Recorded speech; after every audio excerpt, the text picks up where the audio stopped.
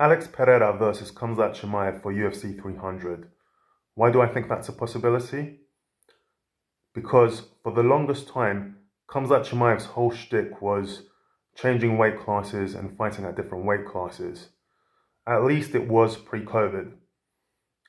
After COVID, he stopped fighting at different weight classes, but he has continued talking about fighting at different weight classes and has shown a desire to be a champion in 3 different weight classes. So he would definitely agree to fight at light heavyweight if he got a call from Dana White. Now, why would Alex Pereira agree to it? One might imagine that he would say, why does Khamzat deserve it? He hasn't won one fight at light heavyweight. No way am I going to do that. But here's the thing.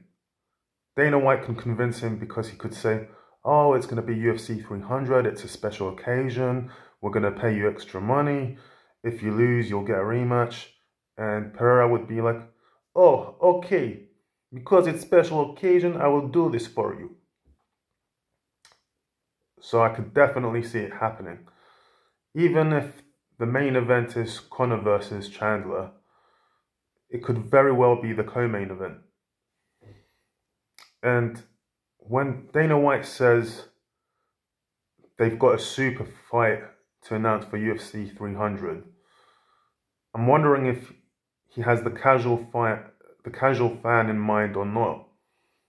Because if he just means like a really interesting fight, there's loads of fights, almost an infinite amount of fights that it could be. But if he means like with the super famous fighters, it can only include 5 fighters, and that's Conor, Khabib, Israel Adesanya, Alex Pereira, and Khamzat Chimaev.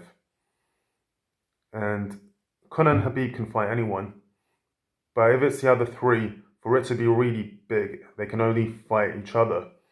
And one of those combinations is Alex and Khamzat. Yeah, it could also be Israel Adesanya and Khamzat, but if Israel Adesanya loses, then the Dricus versus Izzy fight won't be that big. But it could also be that. But yeah, man, I'm wondering, could it really be Alex Pereira versus Khamzat Chimaev? Like and subscribe.